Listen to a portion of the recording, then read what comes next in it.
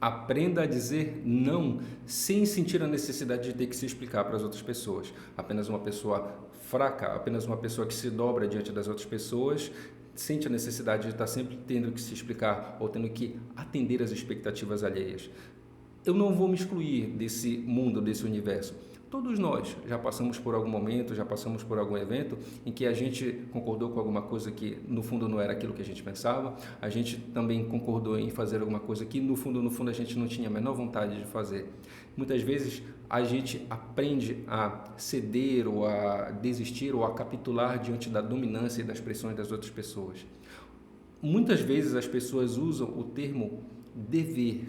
Essa palavra é uma palavra um pouco perigosa, porque o termo dever, você deveria fazer isso, você deveria fazer aquilo, ela inclui, ela tem dentro dela uma noção de que existe algo, uma obrigação que você deveria cumprir, mas só que você, em nenhum momento você necessariamente concordou. E muitas pessoas elas acabam cedendo todas as vezes que alguém deixa claro ou deixa nas entrelinhas que ela deveria fazer alguma coisa, que ela deveria ceder ou atender alguma expectativa. Mas por que isso acontece? Primeiro de tudo, existe um termo que a gente chama de autossacrifício, que é quando eu coloco as necessidades dos outros antes das minhas. O autossacrifício é uma maneira de ser, uma maneira de agir. Grande parte das pessoas que eu atendo e que eu já atendi tem o autossacrifício de alguma forma.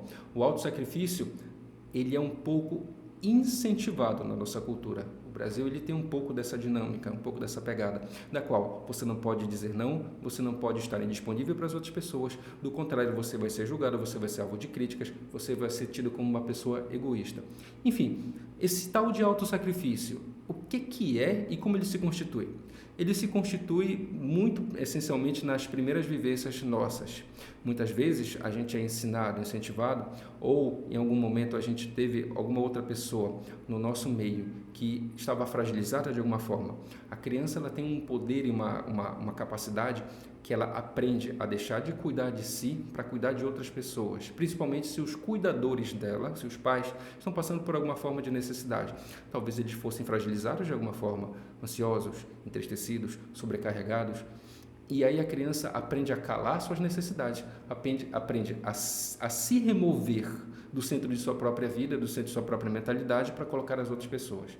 Porque assim ela cria um pouco mais de harmonia no ambiente. E uma dica que eu dou para você, todas as maneiras de ser, se alguém age de alguma forma hoje, é porque essa forma de agir lhe foi útil no passado. Se alguém age com autossacrifício hoje em dia, se for o seu caso, é porque isso lhe ajudou de alguma forma lá atrás. Hoje, agir dessa forma lhe está sendo prejudicial. Portanto, o autossacrifício é quando eu coloco a necessidade dos outros antes das minhas. Ele pode se instaurar por uma tendência natural de personalidade, por eventos que me incutiram isso na minha infância, por pressões sociais. E como é que ele acontece? Como é que ele se constitui? Ele se constitui essencialmente por eu colocar a necessidade dos outros antes das minhas, uma dificuldade de dizer não, um certo senso de responsabilidade pelas outras pessoas. E em alguns casos, não raramente, um certo sentimento de pena. A pena é um sentimento que a gente tem que ter cuidado.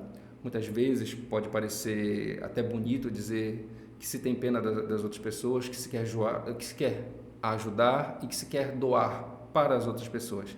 Só que a pena ela é diferente da compaixão. Qual seria a diferença? A pena, eu só consigo sentir pena de alguém se eu vejo essa pessoa como estando abaixo de mim. Se eu tiver uma pessoa próxima, um amigo que está passando por um problema, mas eu ver essa pessoa como sendo competente, eu não sinto pena dessa pessoa, eu posso ajudá-la. Eu só sinto pena de alguém que está abaixo de mim. E sejamos francos. Quem é que está acima das outras pessoas assim para poder dizer que sente pena ou que está acima, para poder se achar acima dos outros? A pena é um sentimento do qual eu tenho por alguém que eu imagino que aquela pessoa não é capaz de superar o próprio problema. Por isso que eu me responsabilizo por aquela pessoa. Eu quero resolver aquilo que aquela pessoa está passando. A compaixão ela é diferente. A compaixão é: me incomoda teu sofrimento, mas eu não posso assumir a responsabilidade de resolvê-lo para você. Eu vou te dar ajudas, eu vou abrir algumas portas e te oferecer oportunidades, mas eu não vou resolver ali para você. A compaixão ela é mais saudável. Então, o autossacrifício ele se constitui um pouco no sentimento de pena. Existem também alguns outros mecanismos que constituem uma pessoa fraca, uma pessoa que ela capitula com relação à dominância dos outros. Muitas vezes, a gente aprende que se a gente se colocar em primeiro lugar, é egoísmo. Se a gente se colocar em primeiro lugar, nós podemos estar ferindo ou magoando as outras pessoas. Ou então, pode acontecer, se eu tiver, por exemplo, um pai muito impositivo e flexível, ele for muito duro, eu vou ter uma dificuldade de dizer não para as outras pessoas no futuro, porque eu vou estar sempre esperando, eu vou estar sempre projetando que essas pessoas vão me retalhar, vão ficar irritadas, ou elas vão ficar incomodadas comigo de alguma forma. Portanto, eu acabo cedendo a elas para evitar alguma forma de retaliação. A pessoa fraca é aquela pessoa que ela tem uma dificuldade de firmar aquilo que ela realmente pensa e aquilo que ela realmente acredita. Certo, percebi. Tem algumas características, talvez, de uma certa fraqueza, tem talvez algumas características de ter alguns problemas aqui descritos. Como é que eu posso mudar? Primeiro de tudo é ter um forte senso de eu, forte senso de identidade. Eu não vou concordar com uma coisa se eu sentir que aquilo não faz sentido para mim. Ou então, eu preciso ter um senso forte de identidade para eu poder saber o que eu concordo, o que eu discordo. Enquanto eu não desenvolver o meu eu, enquanto eu ainda não construir a minha personalidade, eu nem consigo de fato opinar sobre o que eu vejo, o que eu percebo das coisas essencialmente. A segunda grande dica que eu posso oferecer para você é, ao invés de buscar concordância com as pessoas que estão em volta de você, você busque entendimento. Eu posso compreender você e não necessariamente concordar. Eu posso compreender você, não concordar, e isso não quer dizer que a gente tenha que entrar em guerra.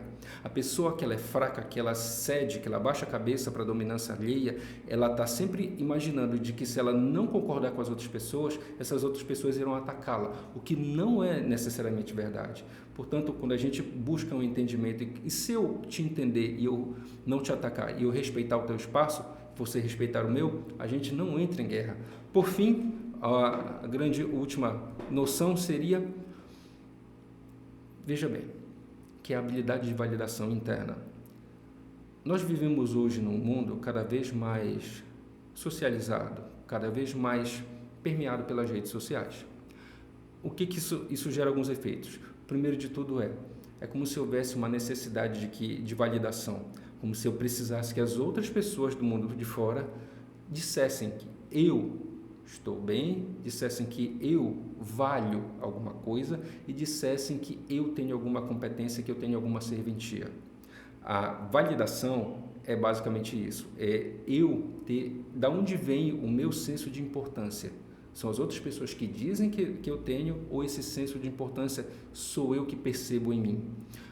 Em grande parte do mundo que nós temos hoje, principalmente no nosso país, que até onde os últimos estudos que eu consultei é o país que mais consome redes sociais no mundo, as pessoas têm uma necessidade de validação muito grande. Elas estão o tempo todo se expondo, estão o tempo todo aguardando um elogio, aguardando que os números e os likes definam que ela está indo bem, ou que ela fez alguma coisa que agradou as outras pessoas.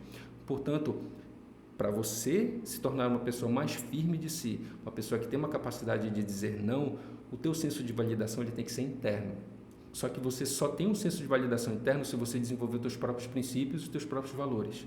Enquanto você não desenvolver um forte senso de eu, enquanto você não desenvolveu esse senso de buscar concordância, enquanto você não desenvolver esses dois primeiros passos, a validação interna vai ser uma coisa distante para você.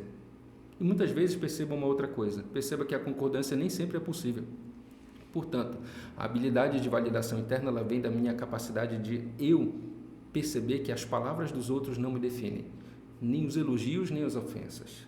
A partir disso, você se tornará uma pessoa que consegue dizer não, consegue se priorizar e consegue seguir a sua vida, independente dos possíveis ameaças que as outras pessoas façam de retaliação, de reprovação. Basicamente é isso. Eu agradeço a tua atenção até aqui. Meu nome é Yuri Vitor Lopes e eu te vejo na próxima.